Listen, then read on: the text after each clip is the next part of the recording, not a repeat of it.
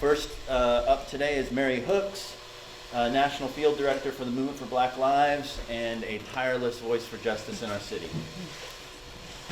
Thank you, Mary. Thank you. Here we go again. Here we go again. And I say that with such a weariness in my spirit, because we've done this before. Mm-hmm. We've seen this before. Mm-hmm. We know the outcome of how this often happens, right? From the horrible murder of Johnny Hollman to the arresting of forest defenders while exercising their free speech. We continue to see an institution that is rotten to its core do what it's been trained to do. And while many of us over the last 60 or so days, give or take, have been out here in the sweat, in the heat, gathering signatures, contesting this city about spending $67 million on a police training facility, we must beg the question, are we going to continue to pretend that this is a training issue? This is not a training issue. We have an issue of racism. We have an issue of capitalism. We have an issue of people seeing our lives as disposable. And the fact that the folks who even, what was the guy who murdered Rayshard Brooks had 2,000 plus hours of training, de-escalation included, was also murdered. We cannot continue to pretend as if this thing is going to get better if we continue to invest our resources in institutions that do not serve us. Right. You can look behind me. Johnny Hollman belonged to somebody. Mm-hmm. He belonged to a people, a community, a church family. Mm-hmm. He belonged to us as a people. And it's about time that we don't wait until this happens to someone in our family. We can't wait until somebody in our family gets arrested unjustly. We cannot wait until somebody in our family gets arrested, perhaps might even survive the police interaction, but then they die in the cells of Fulton County. Exactly. Enough is enough, y'all. And so for many of you who have watched us go on and on about stopping Cop City, this is your moment. This is your chance. Yeah? Because you don't have to do everything everybody else has done, but you must do something. And you don't have to have anything to do something. And this something on this day, this moment, this weekend, we need you to find us. We need you to come to our offices at 711 Catherine Street and sign this petition. That is an easy ask. That is an easy ask, given the weight of grief that is sitting in this room. That is an easy ask. And so we need people to step up to the plate because, again, we've seen this over and over again. And if we want a future of Atlanta where this isn't the story of the day, then I need you to stand up and do something about it. And I need our politicians to be honest with us, to at least have a righteous analysis about what time it is. Because we are betraying our people if we continue to pretend as if training police, this thing is going to get better, y'all. This is bad governance at this point. And any other institution would have been closed, defunded, all the things with a track record the way we see it. And so I compel you again, make your way to 711 Catherine Street, Southwest, Atlanta, Georgia, 30310. Every day, we're here every day, 11 to 8. Get here, sign this, be a part of something bigger than yourselves because our politicians have proven they ain't gonna do it. We must do it. That's right. We must do it. Our families must organize, in which they have. We must do it, y'all. We belong to one another. And if we are ever to change the future of this city, we damn sure better start now.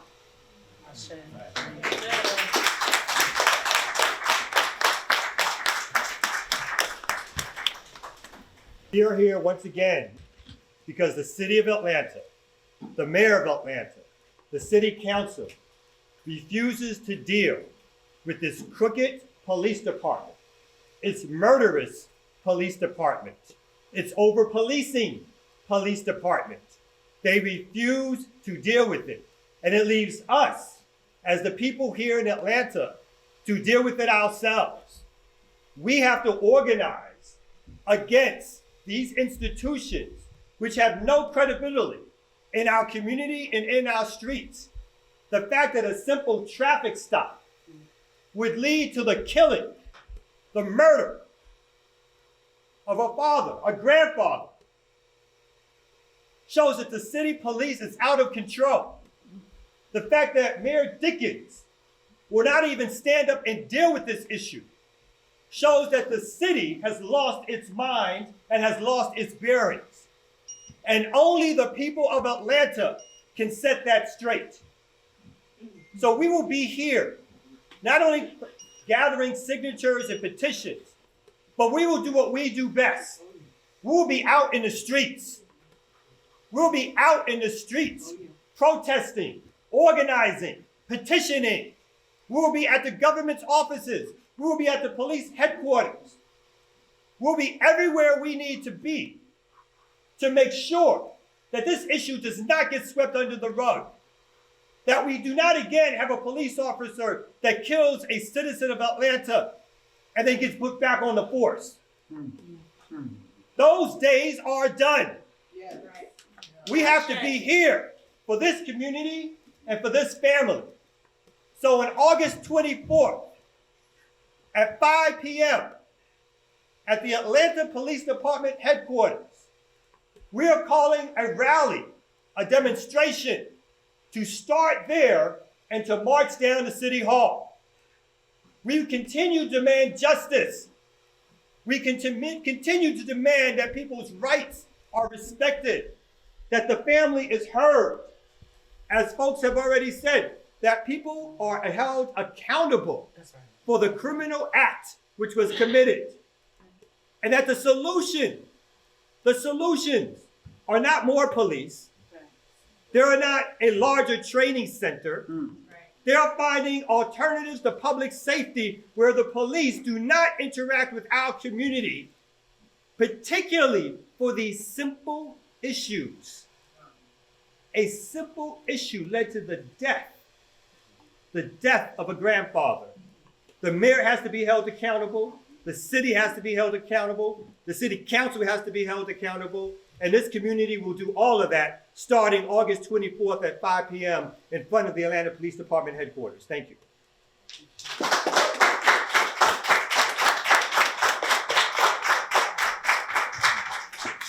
Next, we're going to hear from attorney Mally Davis with the Davis, Bozeman, Johnson law firm. They are synonymous with justice. They have had the backs of community for decades and decades and decades. And so I know this family is in good legal hands. And after hearing Mary and Kamau, I know they're good community hands too. We got your back. Thank you. Thank you.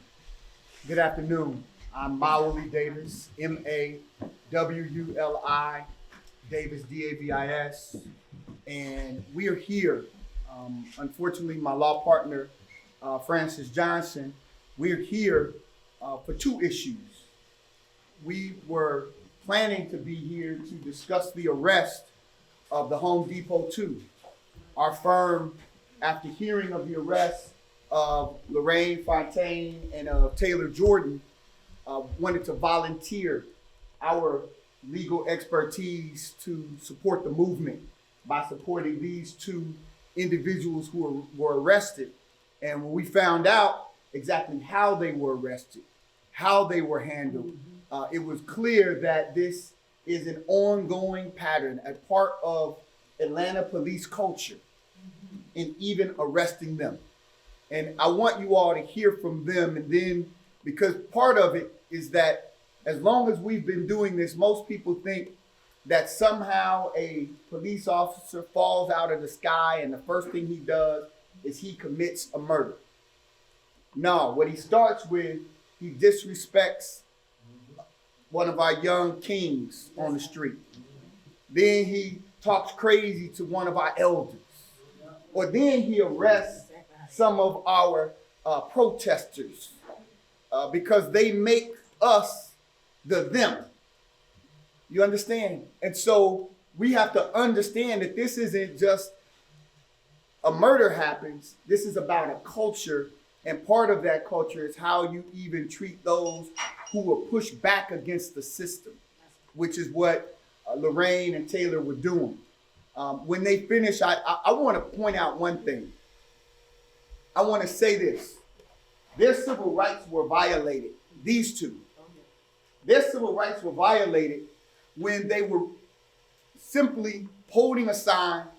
They were going where they were directed to go. They had left the Home Depot. They were on a sidewalk outside of the Home Depot when they were arrested. And so we got a problem with that, and we're going to defend that. But then it goes even further. And I want every organizer in here to hear this and understand what their tactics are. This isn't a game for them. What this is about is absolute power and control over our bodies, our minds, and even our very spirits.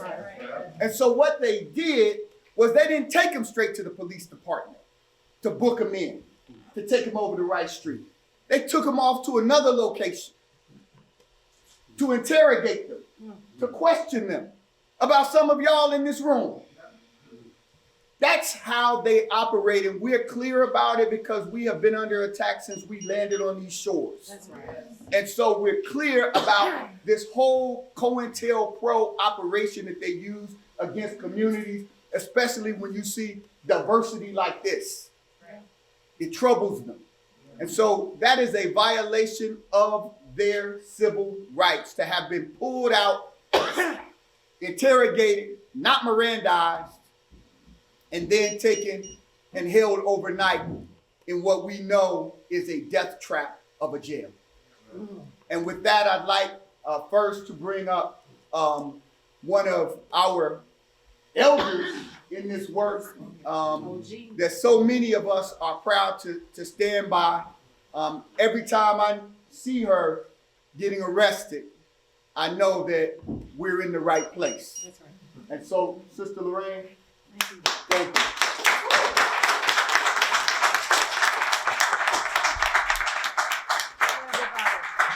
I'm Lorraine Fontana. I'm a 76-year-old woman who was arrested with my brother, who's 50 years younger than me. He could be my grandson. And when I thought about that and read about Johnny Hollman having 26 grandchildren,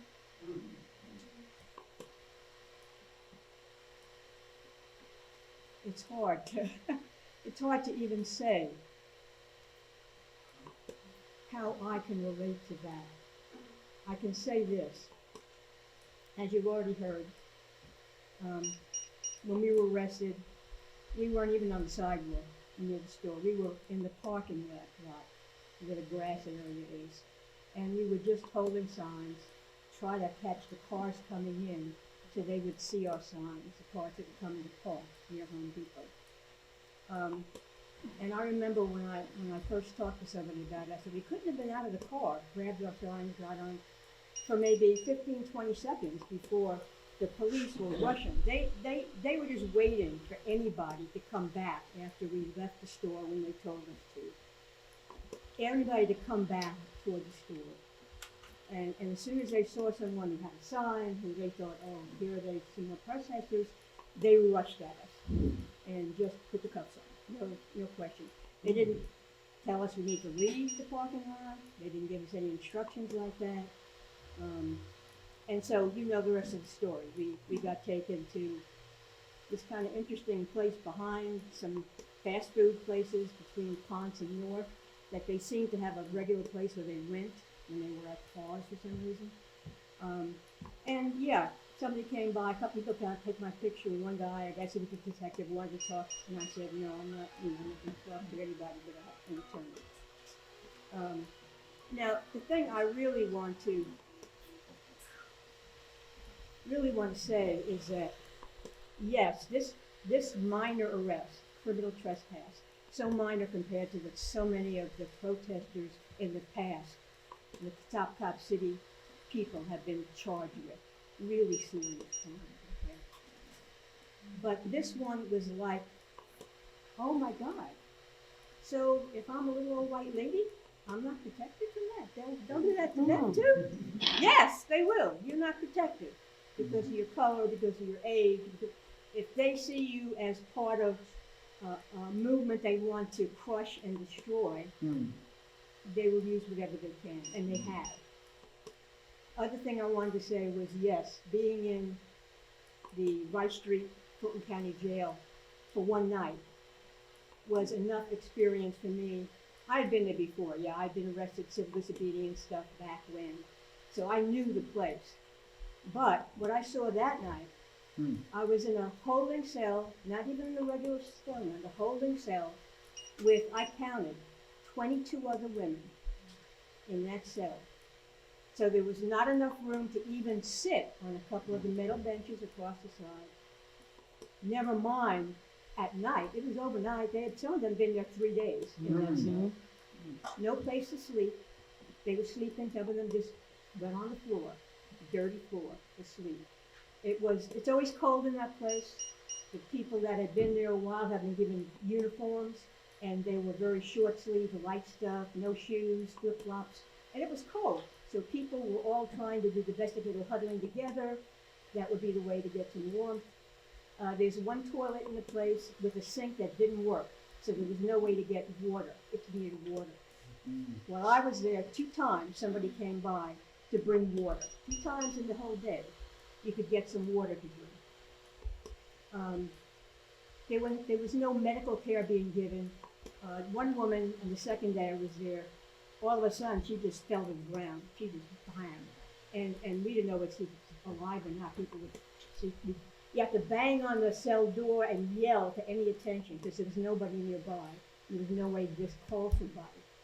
So people were ringing until somebody came and we said, this woman needs some help, and they had to get us out of the cell. They brought some people in, took her out and she was a breather, but we don't know what was happening to her. Anyway, I guess I can go on and on about the conditions there and the other things that happened. But those are women, many of them, that weren't going to get out like me in a day because I had the bail fund, paying for my bail, and attorneys to help me get out.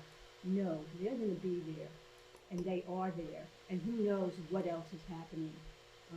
I know that Taylor has stories from the men's, jail, the cell that he was in. So, thank you. Thank you.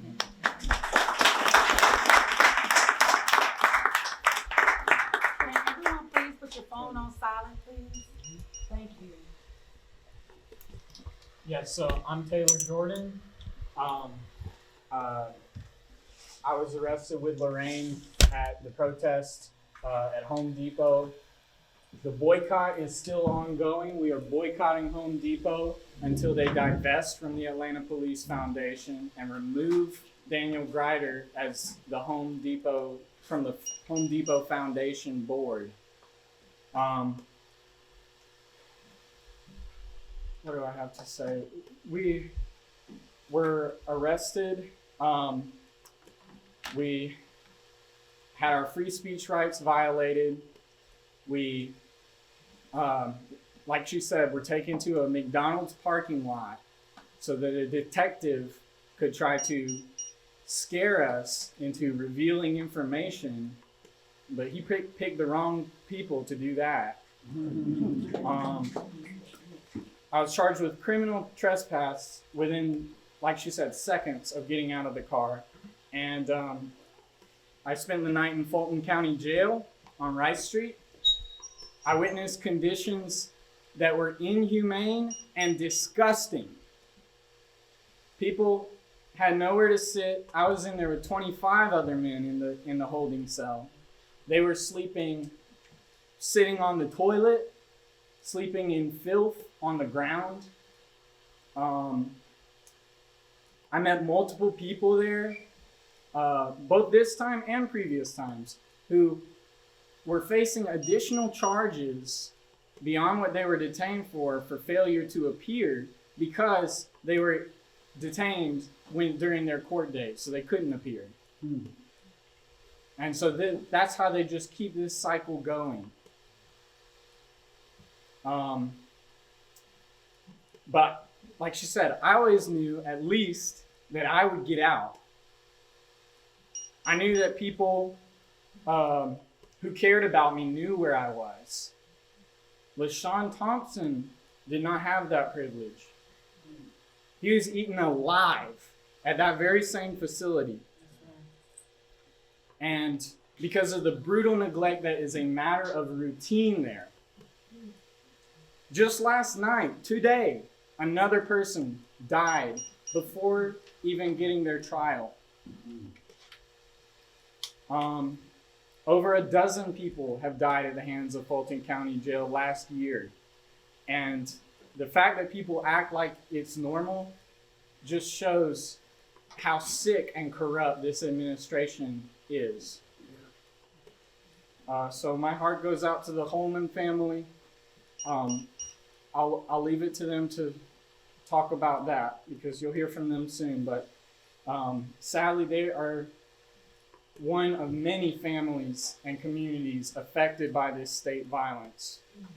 I want to also uplift the name of Tortuguita, who was assassinated this year by the Georgia State Police for standing up for what they believed in.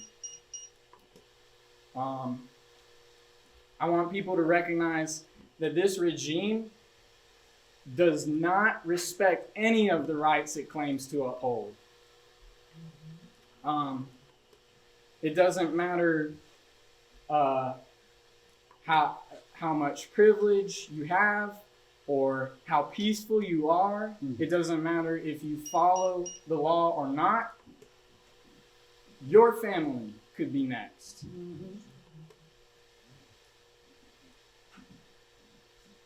So police will never keep us safe. We keep us safe. And we do that by standing strong together and letting everyone know if you kill one of us, we will all be out there in the street until we get justice. All right. Thank you.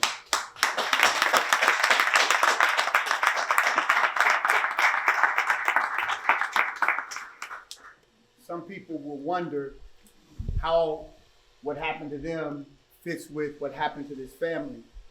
But it all runs together. What they would want us to do is to keep our oppression in silos. But when we open up those containers and open ourselves up to each other, then it becomes clear that this oppression that we are experiencing is impacting all of our lives. At this time, you have heard in the last 3 or 4 days from one of the rocks here of the family's sister, who I told my wife last night, I was like, this sister is strong, is courageous, and is clear about what she wants for her family and for her father. I want y'all, before she speaks, I want you to hear a little bit more about the deacon, about the husband. I'd like for his wife's granddaughter to just at least say a word so that you understand that what was taken, who was taken, was not just a father and a grandfather and a great-grandfather, but a husband as well. And then you'll also hear from his pastor. He was chairman of the deacon board. Come on. Say your name. Okay, how y'all doing? My name is Valencia Morris. I'm here on behalf of my grandmother and myself. Mr. Hollman was a grandfather to me.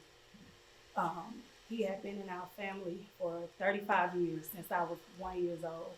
So that was like the only grandfather that I knew. He was a loving, kind grandfather and husband to my grandmother and to me and my siblings and also to our children as well. The night that we got the call about Johnny was devastating. We was told that he was waiting on help. Help didn't get there till like 2 to 3 hours. So for them to come and just take him like that, I mean, it's just something you just don't want to hear. I mean, we stand and hear this about everybody else, but never think that we will hear this happening to us. So I'm here on behalf of my family, standing with my aunts on this side to let them know that they're not alone and I am here. So that's all I have to say. Thank you. Great.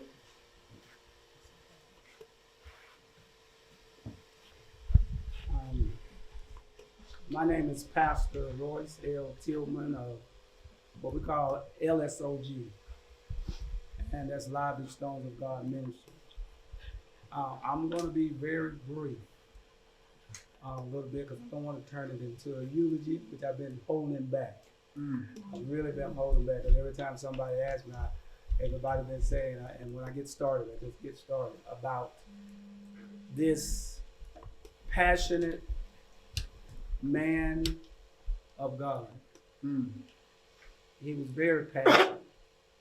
When you hear about them saying his 26 grandkids or his family, Hollman, and I call him Chairman. He's in my phone as Chairman. We walked together. Anything we did totally together. Because as a chairman, we was like any move I make, any move the church make, he was right there. We talked every day, every week. If we missed days, we'd always check. But what I loved about him was that just like he loved his family, he loved the church family. I mean, he loved every member. He had every member in his phone. He had every member name and number. And many times he would keep me posted on the membership. So he was such a loving man. He was very passionate. He was very, and I'll give you this, and like I said before, and I began to cry because you don't meet or work with people, a lot of times, even in ministry, that really cares. Even in ministry, you got people that don't necessarily care.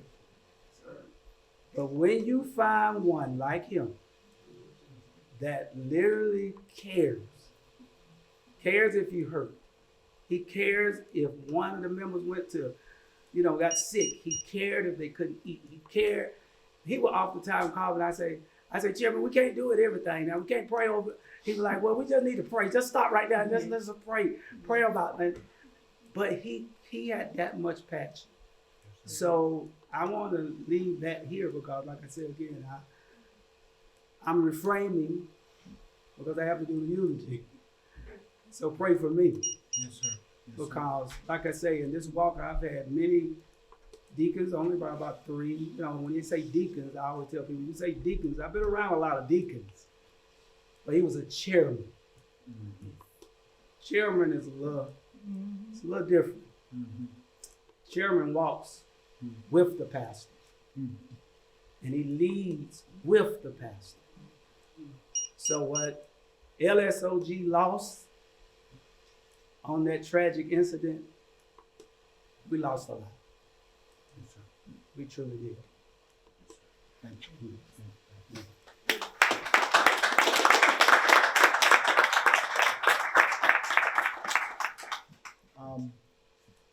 Before I bring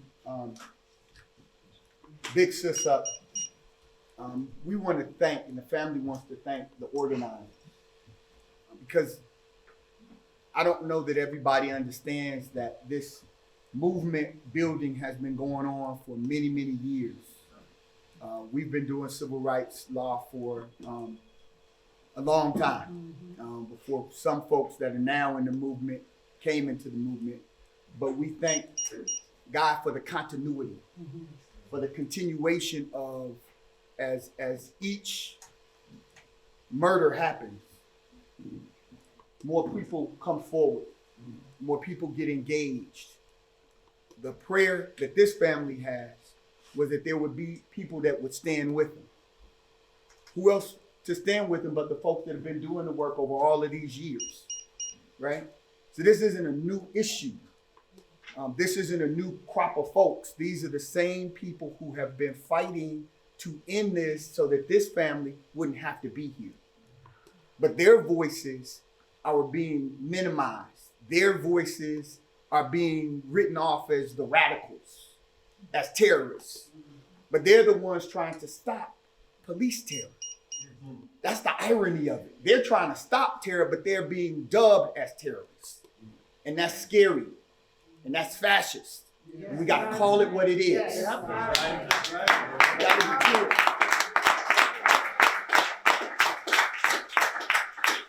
So we're grateful, this family is grateful for those organizers who stayed in the street, who stayed in the courtroom, who stayed down at the Capitol, letting folks know that our lives matter. That's right.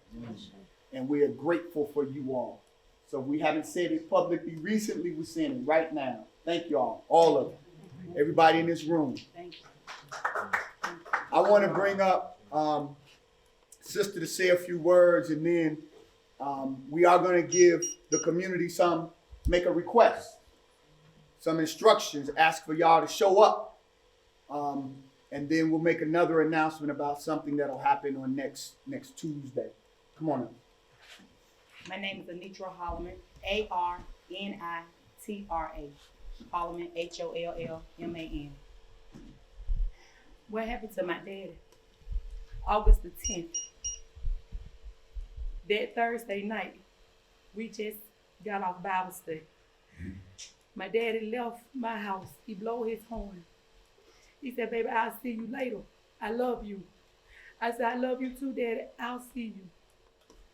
20 minutes later, my daddy called and said, baby, somebody hit my truck. I said, Daddy, you all right? Do you need me to come? He said, no. The next time I heard my daddy's voice,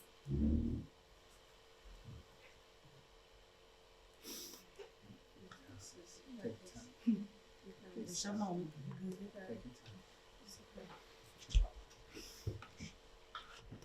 I heard my daddy in distress. I heard my daddy telling me he couldn't breathe. I heard my daddy beg for help. I heard it when I made it to see my daddy laugh. Oh, God. On this ground, I knew my daddy was gone. My first initial words were, y'all killed my daddy. Y'all took my daddy from me. Y'all killed my daddy. My daddy didn't move anymore. I knew it. I felt it in my spirit and I saw it. I'm having to deal with this pain every single day. Me and my siblings. Me and my family. My daddy should have died like that. How do you die on a minor traffic incident that he called the police on? No, he called them to help him. Now he ends up dead a few feet from his door. He was going home. He was going home. How this happened? That's my best friend, and I don't have no answers. Nobody's not telling me nothing, but you took what I love. You took something away from us that we can't get back, and that hurts. My children are hurting. My baby is hurting. He's supposed to be leaving for drill this weekend. My daddy was supposed to be going down the road to enjoy this weekend with my son. How our children don't know what to do. They don't know how to go on without their grandfather. We need answers. We need help. We're crying out to the community. We're crying out to the police department. We need to talk to somebody, the mayor, somebody, tell us something. We need that. We need that because they took something from us that they cannot give back. Y'all took my best friend, my daddy. God. Oh, God. What Ms. Hollman was referring to is that her son, who's in the Army, was preparing to take his grandfather with him to meet his superiors. And this weekend, and he won't be able to do that. He won't be able to do that.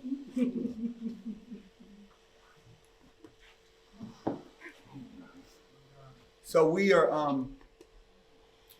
again, we're grateful that we are flanked by community organizers.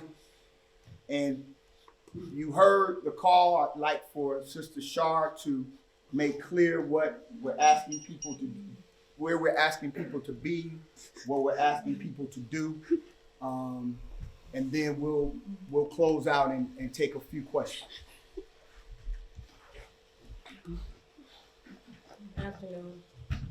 My name is Shar Bates, spelled S-H-A-R, last name B-A-T-E-S. I've been out here a long time, y'all. As a matter of fact, I'm only here because me raising questions of what I've seen as media, as a radio show host, what's happening in the streets wasn't the same thing that I was seeing on the news. And when I questioned it, I got offered a better job if I would not talk about what's going on with them right here. So that did nothing but pique my interest. And I literally dove into activism.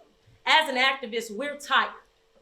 Not only are we tired for fighting for our people, we're also tired of being targeted just for fighting for your people. It's no reason.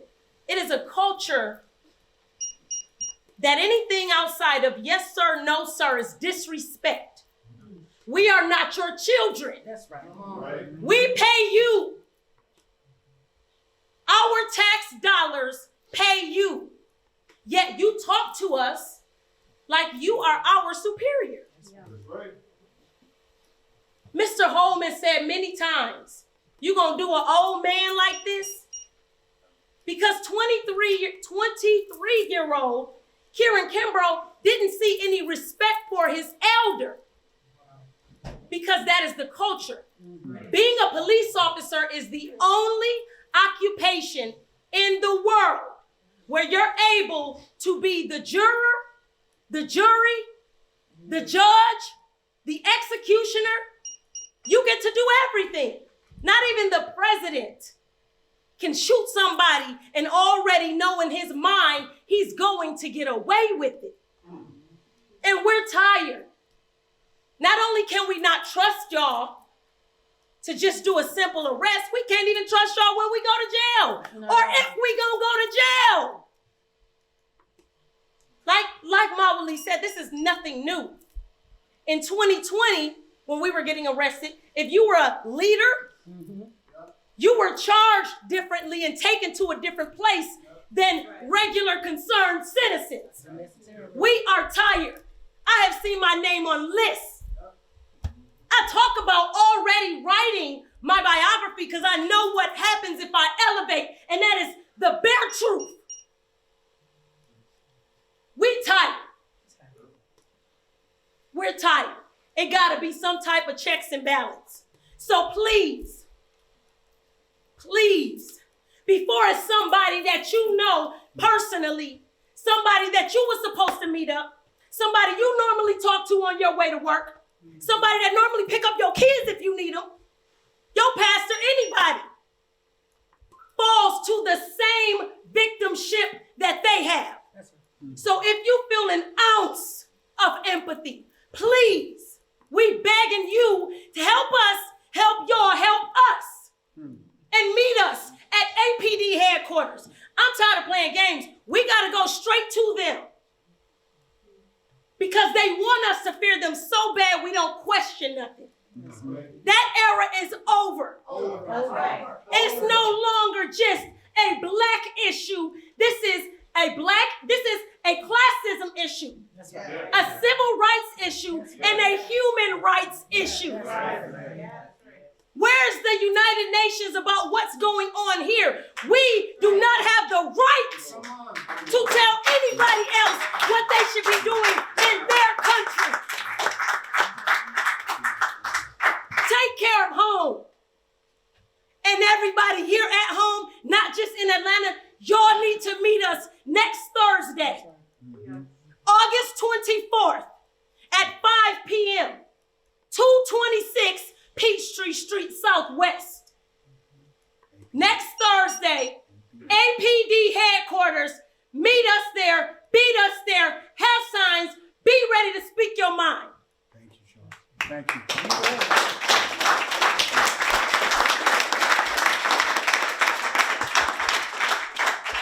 We're about to close out, but I want someone who, you know, I love dearly and has been working for a long time. I've just watched her continue to grow as a policy leader, as an organizer, to give us information about the work that's being done. She's been working with the United Nations as well. She's working with the Department of Justice, trying to amplify what brothers and sisters have been doing in the street. And Sister Tiffany Williams-Roberts from the Southern Center for Human Rights.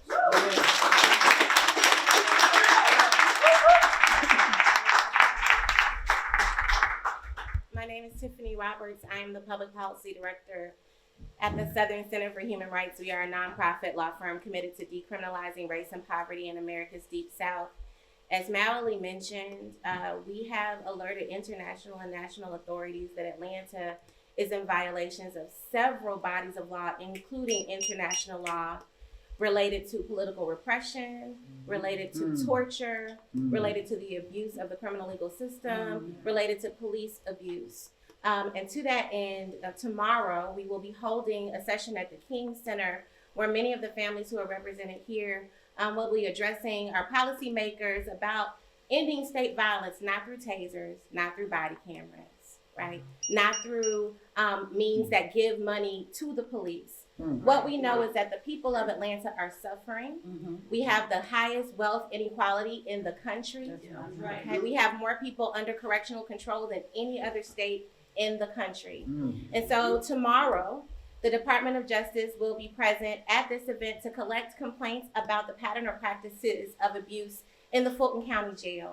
We also believe that the Department of Justice needs to be independently investigating the Atlanta Police Department, not because we believe that they will solve our problems, but someone has got to bear witness and make it plain. That's right. So tomorrow from 9 a.m. until 3 p.m. at the King Center, people from our constituency in the city of Atlanta can come and share these stories that Taylor and Lorraine have shared are just two of hundreds, if not thousands. Mayor Andre Dickens, Sheriff Patrick Labatt, and our Chief of Police are routinely repressing and abusing the people of Atlanta. And what we have shown them is we are not taking it anymore. Mayor Dickens likes to say that he is a deacon. A deacon is a caretaker. A deacon is accountable. A deacon is a leader, right? It is a clarion voice. It does not create harm. That's right. And so the Deacon's police force has killed a deacon and a grandfather of 26. They must be held accountable, and it's our job to make sure that the floor always remains open for us to tell our own stories. And so to the family, I want to say that we are with you, not for the short term and not for the cameras. We are with you because our liberation depends on your liberation. And to the community, I would like to say, to support this petition, why must Atlanta continue to look at buildings? The building is, with Cop City, they say it's the solution, even though their officers receive more training than most officers in the country. Right? With the jail, they say a new jail is the solution. Buildings don't deny water. Buildings do not deny food.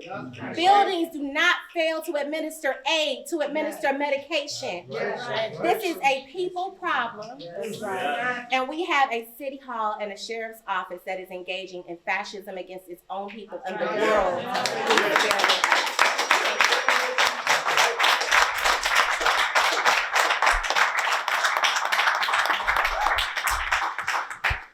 We will take just a couple of questions that we can answer on.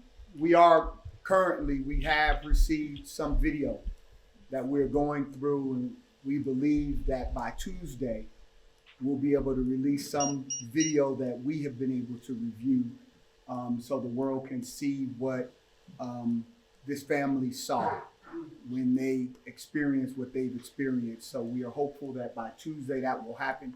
If you all can make sure that you provide Brother France and Brother Tim, your contact information. When that's released, you'll receive whatever's released. Yes. Early this morning, we heard reports that there was another death in the Fulton County Jail. Do we have any more information about that? What we know is that the person who died in the Fulton County Jail was being held on a $5,000 bail for shoplifting, an amount for goods worth less than $500. We know that his attorney asked for a signature bond because he had congestive heart failure, and that signature bond, meaning he would have been able to sign himself out and just come to court, that was denied by the judge, and instead a $5,000 bond for someone who shoplifted less than $500 was issued, and he died and was found unresponsible, but we don't know much more beyond that. Thank you. Mr. Davis, just two quick questions. One, Yes. What have you guys learned about what happened this 1 week since this happened? What have you guys learned this year? The second thing is, and they're not ready to physically show us the video, but from what you've seen, is this coming from a witness? Is it body camera? What can you tell us? So we have not, and again, we will submit a formal request on Monday for to see body cam footage. We know that is possible, right? We know that is what most cities are doing now is that they will bring the family in to allow them to see body cam footage. So we're making that request, and that should happen. What we have viewed is some of the aftermath, and it's, to be quite frank with you, it's shocking. It's sobering to see a man in an Atlanta street just, be out. And it's just really something that we think the rest of the community, and we're just trying to go through everything that we have and make sure that we've reviewed it in its entirety. But that's just taking a little longer than we thought before we could release it today. When you say the aftermath, you're saying after he was already on the Yes, we do not have, case. correct. We do not have anything that captures the actual, what the officer did to him. We have these hearing witnesses, right? Maybe not eyewitnesses, but they're witnesses who heard him asking, calling for help, saying he couldn't breathe, and whatever was happening was continuing to happen, which we believe led to his death. Has the family heard from APD or GBI since? Yes, there's been a communication with GBI, not with APD. There's been communication with the mayor's office as well. For the first of the Hollman family, we're with you, we love you, we're so sorry. Tiffany, have you heard any plans from the sheriff's office around how people who are currently incarcerated in the facility are going to be impacted potentially by the booking of former President Trump? Will that impact people's ability to see their lawyers, be released, visitation, any of those issues? Has any of that communication been provided by the commissioners or by the sheriff's office? Not to my knowledge, but I will say that we know that the Department of Justice started their site visits, their first set of site visits at that facility yesterday. And my understanding is that they will continue through the weekend, but we don't have any information about any other accommodations because of the former president's arrest.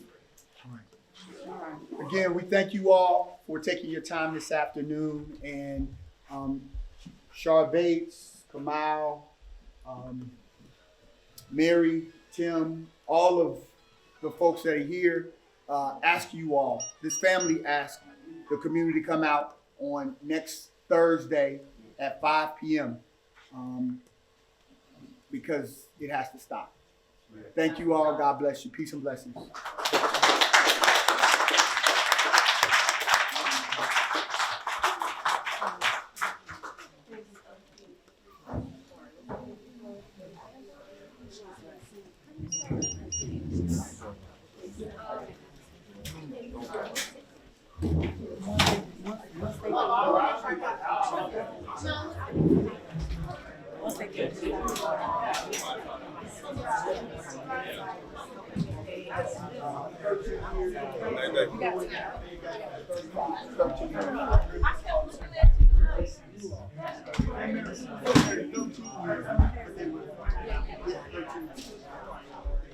Thank you, sir.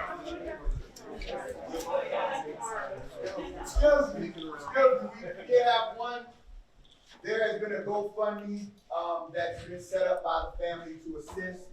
And so we'll share that GoFundMe link, right? They can look at it under, right, and it's under his name.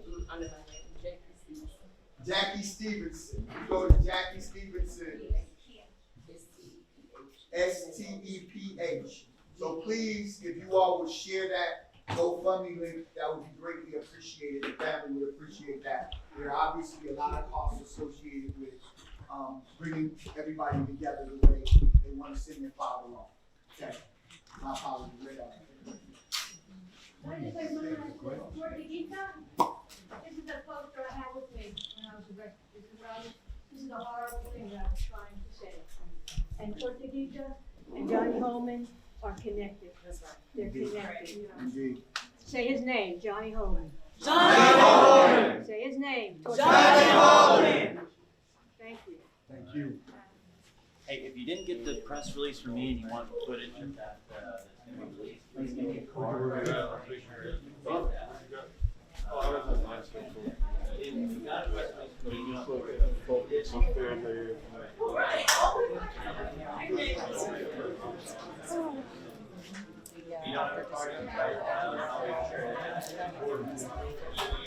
You're gonna shower the flowers? Oh, yeah.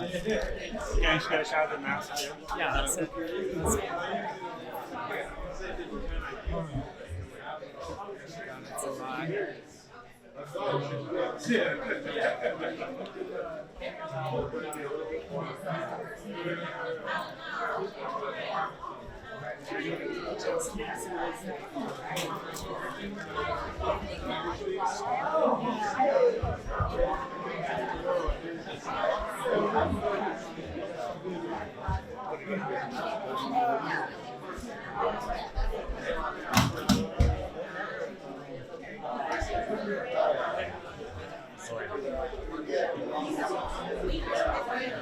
Project. Yeah.